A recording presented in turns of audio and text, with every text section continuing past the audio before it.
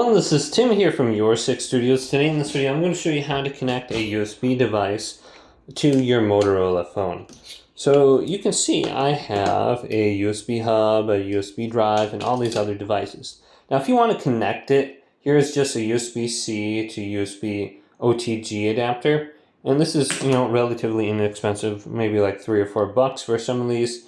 Here's USB to USB-C, this adapter. And this one's got a little bit longer cord. And then I got my USB drive, and sometimes with these USB drives on the bottom of them, you can see you will get a USB-C end, so you can just plug that directly into the phone. Now if you're trying to connect a lot of devices, here's a USB hub, and this gives me 4 additional ports. So I can connect this to one of the adapters, then maybe I can plug in mouse keyboard, and then I can plug in my USB drive. Now on my phone, I just want to plug this into the bottom, just like this.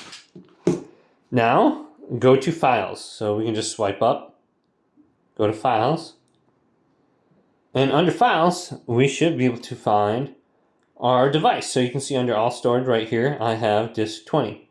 I can just go to this, and then on here, you can see all my different folders and stuff. I can look at it, but let's transfer an image. So here's an image.